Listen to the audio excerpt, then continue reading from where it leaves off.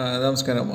ഈ നിഫ്റ്റി ഇന്ന് ഏറ്റവും കൂടുതൽ, അതായത് 25,356 പോയിന്റോളം ഹൈയിലാണ് റെക്കോർഡ് ചെയ്തിരിക്കുന്നത്. ഓൾ ടൈം ഹൈ ആണ് റെക്കോർഡ് ചെയ്തിരിക്കുന്നത്. പക്ഷേ പലരുടെയും പോർട്ട്ഫോളിയോ എപ്പോഴും സ്റ്റില്ല് എന്താ പറയുക, നെഗറ്റീവിലായിരിക്കും കിടക്കുന്നുണ്ടാവുന്നത്. അപ്പോൾ ഇത് എന്തുകൊണ്ടാണെന്നുള്ള ഒരു ഡൗട്ടും കമൻസുകളാണ് പലപ്പോഴും നമുക്ക് കിട്ടുന്നത്. അപ്പോൾ എൻ്റെ ഒരു യൂട്യൂബ് ചാനൽ നോക്കുകയാണെങ്കിൽ ഇതിനു മുമ്പ് റെക്കോർഡ് ചെയ്തിരിക്കുന്ന എല്ലാ സ്റ്റോക്കുകളും ഒരു 5-10% അല്ലെങ്കിൽ അതുപോലെ തന്നെ കൂടുതലായിട്ട് മാറിയിട്ടുണ്ടെന്ന് ഈ റെക്കോർഡ് ചെയ്തിരിക്കുന്ന സമയത്ത് നിന്ന്. അപ്പോൾ ഇതിന് വേണ്ടി ഉപയോഗിച്ചിരിക്കുന്ന ഒരു സ്ട്രാറ്റജി എന്താണ്, അത് എങ്ങനെയാണ് നമ്മളിപ്പോൾ ഇത് തന്നെയാണ് ഞാൻ എൻ്റെ ഒരു പേഴ്സണൽ പോർട്ട്ഫോളിയോയിൽ യൂസ് ചെയ്യുന്നത്. അപ്പോൾ ഈ ഒരു കാര്യം എങ്ങനെയാണെന്നുള്ളതാണ് നോക്കുന്നത്. ആദ്യം തന്നെ നമ്മളുടെ കമ്പനികൾ സെലക്ട് ചെയ്യുന്നൊരു കാര്യമാണ് ഇതുള്ളത്. അപ്പോൾ നമ്മളെപ്പോഴും കമ്പനിയിൽ ഇൻവെസ്റ്റ് ചെയ്യുന്നതിന് മുമ്പ് 20% less stock, 20% less stocks in 200 DMA എന്നുള്ളൊരു കാറ്റഗറി നോക്കിയിട്ട് അത് ഗൂഗിളിൽ സെർച്ച് ചെയ്തിട്ട് നോക്കുക. അപ്പോൾ ഇതുപോലത്തെ ഒരു നമുക്കൊരു ഇത് കിട്ടും, വിൻഡോ കിട്ടും. അപ്പോൾ ഈ ഒരു വിൻഡോയിൽ നോക്കുകയാണെങ്കിൽ stocks below 200 DMA and ROC above 20% and market cap, MC എന്ന് പറഞ്ഞാൽ മാർക്കറ്റ് ക്യാപ്പ് എബോവ് 500 crore. അപ്പോൾ ഇത്തരത്തിലുള്ളൊരു സ്റ്റോക്കുകളുടെ ഒരു ഇത് തന്നെ കിട്ടും. അപ്പോൾ ഇത്തരത്തിലുള്ള ഈ ഒരു ഇതിൽ വരുന്നൊരു സ്റ്റോക്കുകൾ ഇൻവെസ്റ്റ് ചെയ്യുന്നതായിരിക്കും നമുക്ക് പെട്ടെന്ന് തന്നെ ഒരു പ്രൊഫൈൽ ഒരു പോസിറ്റീവിലോട്ട് വരാൻ കാരണം എന്നറിയാൻ പറ്റും.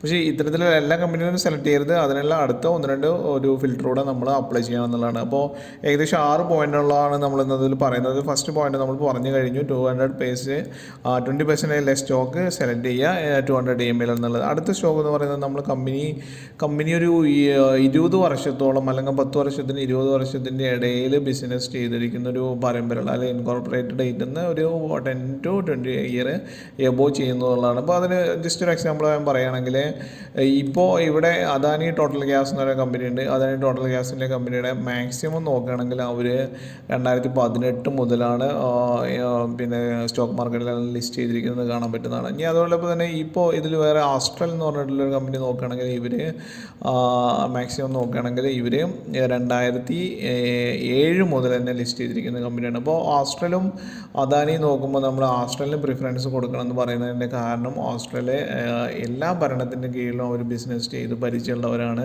അപ്പോൾ ഇനി ഒരു ഭരണമാറ്റം വന്നാൽ പോലും അതിനെ സർവേ ചെയ്യാനേ അവർക്ക് പറ്റും. അദാനിക്ക് പറ്റില്ല എന്നല്ല പറയുന്നത്, പക്ഷേ അദാനിക്ക് എങ്ങനെയായിരിക്കും എന്നുള്ളൊരു കാര്യത്തിൽ ഇപ്പോൾ ഇൻവെസ്റ്റേഴ്സായ അല്ലെങ്കിൽ നമ്മൾക്ക് ഒരു കൺഫ്യൂഷൻ ഉണ്ട് എന്നുള്ള കാര്യം മാത്രമേ ഇവിടെ നിന്ന് പറയാനുള്ളൂ.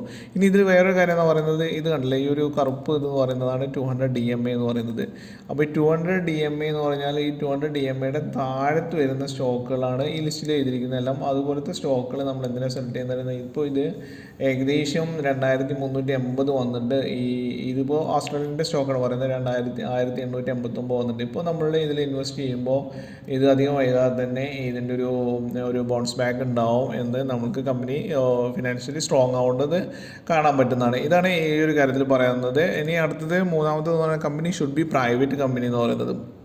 അത് ആക്ച്വലി പറയുകയാണെങ്കിൽ ഇപ്പോൾ Adani Total Gas, Astral, Tata Technology, IPL, Apollo Tubes, MRPL എന്ന് പറഞ്ഞ കമ്പനി നമ്മൾക്ക് ഗവൺമെൻറ് കമ്പനിയാണ്. MRPL Mangalore Refinery and Petrochemical Limited ആണ്. ഇപ്പോൾ ഇതിൻ്റെ ഒരു സ്റ്റോക്കിൻ്റെ മറ്റൊന്ന് നോക്കുകയാണെങ്കിൽ, മാക്സിമം നോക്കുകയാണെങ്കിൽ ഇത് കണ്ടില്ല, ഒരു ഹൈലി വോളറ്റൈൽ ആയിട്ടുള്ളൊരു സ്റ്റോക്കാണെന്ന് കാണാൻ പറ്റും. ഇതിങ്ങനെ മുകളിലോട്ട് പോയിട്ട് നന്നായിട്ട് താഴോട്ട് വന്നിരിക്കുന്ന കമ്പനി.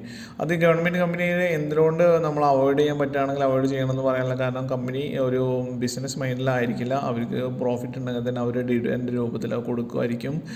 അതോടൊപ്പം തന്നെ പ്രൈവറ്റ് കമ്പനികളാണെങ്കിൽ ഈ പ്രോഫിറ്റ് ഉണ്ടാകുന്ന അവർ പുതിയ R&D വയ്ക്കാനും പുതിയ പ്രോഡക്റ്റ് ലോഞ്ച് ചെയ്യാനും പുതിയ ബിസിനസ്സുകൾ ഇതിലോട്ട് എത്താനും ഹൈലി പ്രൊഫഷണലായിട്ടൊരു ബിസിനസ് മേക്കിംഗ് ആയിട്ട് പ്രൈവറ്റ് കമ്പനികൾ വരും. ഗവൺമെൻറ് കമ്പനികൾ അത്രത്തോളം വരില്ല എന്നുള്ളതാണ് ഇവിടെ എനിക്ക് പറയാനുള്ളത്. കാരണം പ്രൈവറ്റ് കമ്പനികളെ ഇഷ്ടംപോലെ ഉണ്ടാകുമ്പോൾ അല്ലെങ്കിൽ 4000-ലേറെ കമ്പനികൾ ലിസ്റ്റ് ചെയ്തിരിക്കുന്ന ഒരു സ്റ്റോക്ക് മാർക്കറ്റിൽ നമ്മൾ ഗവൺമെൻറ് കമ്പനിയിലോട്ട് വേണ്ടി അധികം ചെയ്യേണ്ട എന്നുള്ളൊരു പേഴ്സണൽ ഒപ്പീനിയൻ. അപ്പോൾ അത് ഡിഫൻസ് ആയാലും റെയിൽവേ ആയാലും നമുക്കെല്ലാം അനുഭവമുള്ളതാണ്. ഇതിലെല്ലാം ഹൈ ആയതിനു ശേഷം ഇപ്പോൾ ഭയങ്കരമായിട്ട് ഡൗൺ ആകുന്നതും നമുക്ക് കാണാൻ പറ്റുന്നതാണ്. ഇനി അടുത്തതായിട്ട് ഇത് പറയുന്നത് ROCയും ROEയും എബോവ് 20% ആയിരിക്കണം എന്നുള്ളതാണ് ഫോർത്ത് പോയിന്റ്. ROC എബോവ് ഇതിൽ എല്ലാ ഈ ഒരു ഇതിൽ നമ്മൾ സെലക്ട് ചെയ്യുമ്പോൾ തന്നെ ഇത് ഫിൽറ്റർ ചെയ്തുകൊണ്ട് എല്ലാ ROCയും അതുപോലെ ROE എല്ലാം തന്നെ എബോവ് 20% ആണ് ഇതിൽ കാണുന്നതെന്ന് കാണാൻ പറ്റും. അപ്പോൾ ഇത്തരം കമ്പനികൾ ഓൾമോസ്റ്റ് ഡെപ്റ്റ് ഫ്രീ ആയിരിക്കും. അതുകൊണ്ട് തന്നെ കമ്പനിയുടെ പുതിയ സ്ട്രോങ് ഡിസിഷൻസ് എടുക്കാൻ അവരെ കൊണ്ട് പറ്റും എന്നുള്ളതാണ്.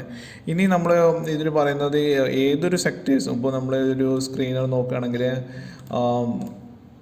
സ്ക്രീനിൽ നോക്കുകയാണെങ്കിൽ നമുക്ക് ഇത്രയും സെക്ടേഴ്സ് ഇവിടെ കാണാൻ പറ്റും. Aerospace and defence, agro chemical, air transport, service, automobile, banks, bearings, cables, ഇങ്ങനെ ഒരുപാട് സെക്ടേഴ്സ് നമുക്ക് കാണാൻ പറ്റും. അപ്പോൾ നമ്മൾ ഒരു 100 രൂപ ഇൻവെസ്റ്റ് ചെയ്യുകയാണെങ്കിൽ ആ 100 രൂപയിൽ 5 രൂപയെ ഒരു സെക്ടറിൽ ഇൻവെസ്റ്റ് ചെയ്യാവൂ എന്നാണ് പറയുന്നത്. അതായത് ഇത്തരം കാര്യങ്ങൾ എന്തിനാണ് പറയുന്നത്, ചിലപ്പോൾ ഒരു സെക്ടർ മൊത്തമായിട്ട് ഡൗൺ ആവും.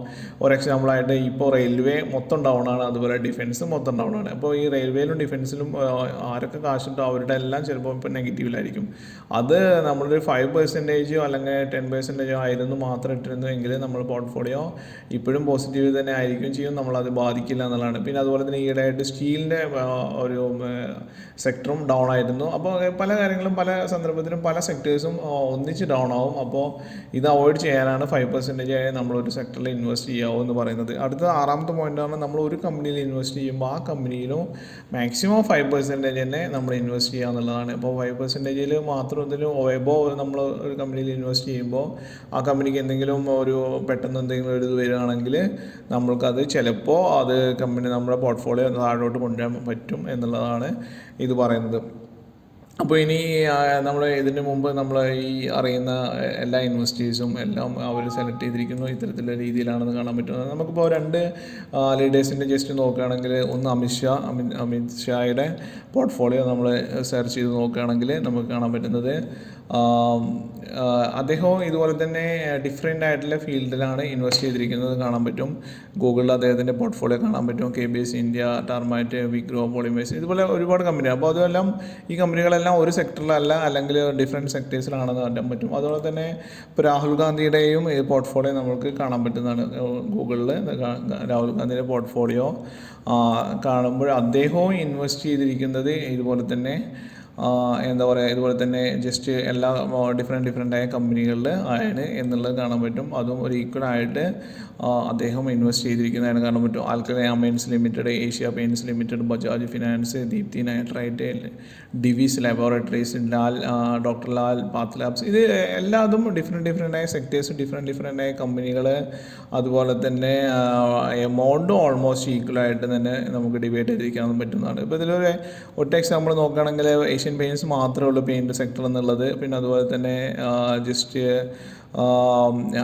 FMCGയിലാണെങ്കിൽ നെസ്ട്ലെ ഉണ്ട്. പിന്നെ അതുപോലെ തന്നെ കെമിക്കൽ ഫീൽഡാണ് പിഡിലൈറ്റ് ഉണ്ട്. പിന്നെ IT ഫീൽഡാണെങ്കിൽ TCS ഉണ്ട്. പിന്നെ ഇത്രയാണെന്ന് നമുക്ക് കാണാൻ പറ്റുന്നതാണ്. അപ്പോൾ ഈ ഒരു സ്ട്രാറ്റജീസും മറ്റും നമ്മൾ യൂസ് ചെയ്യുന്നതോടുകൂടി നമ്മളുടെ പല ഇതിലും ഇത് ചെയ്യുന്നത്. ഇപ്പോൾ പലപ്പോഴും എല്ലാവരും അറിയാം, ഒരു ബിഗ് ഓർഡർ കിട്ടി. അപ്പോൾ കമ്പനിയുടെ ബിഗ് ഓർഡർ കിട്ടി. ഇപ്പോൾ നമ്മൾ ഒരു ഇൻവെസ്റ്റ്മെൻറ്റ് ചാനലിൽ നോക്കുമ്പോൾ ദലാൽ സ്ട്രീറ്റ് ഇൻവെസ്റ്റ്മെൻറ്റ് ചാനലാണ്. അദ്ദേഹത്തെ ഇതിനകത്ത് ഏതോ ഒരു കമ്പനിക്ക് ബിഗ് ഓർഡർ കിട്ടി എന്നൊക്കെ പറയാം. അപ്പോൾ ബിഗ് ഓർഡർ കിട്ടി എന്ന് പറഞ്ഞിട്ട് നമ്മൾ അതിലോട്ട് ഇൻവെസ്റ്റ് ചെയ്യുമ്പോഴേക്കും ഈ ഒരു കമ്പനി ആകാൻഷ പവർ ഇൻഫ്രാസ്ട്രക്ചർ ലിമിറ്റഡ് എന്ന് പറഞ്ഞ കമ്പനിക്ക് ഏകദേശം 150 കോടിയോളം ഇതുള്ളതിൽ പുതിയ ഇതെത്തി എന്ന് പറഞ്ഞിട്ടുള്ള ന്യൂസ് വരുമ്പോൾ, അപ്പോൾ ആ ന്യൂസിലോട്ട് നമ്മൾ ഇറങ്ങി തിരിഞ്ഞ് ആ കമ്പനിയിലോട്ട് ഇൻവെസ്റ്റ് ചെയ്യാൻ പോകുമ്പോഴേക്കും ആ ഇൻവെസ്റ്റ് ചെയ്യുന്ന കമ്പനി DMAയുടെ മുകളിലാണെങ്കിൽ ഇൻവെസ്റ്റ് ചെയ്യരുത് എന്നാണ് ഇതിൽ ജസ്റ്റ് പറയുന്നത്. അപ്പോൾ ഇൻവെസ്റ്റ് ചെയ്യാൻ ഇത്തരത്തിലുള്ള സ്ട്രാറ്റജീസ് യൂസ് ചെയ്യുക എന്ന് കൂടെ റിക്വസ്റ്റ് ചെയ്യുകയാണ്.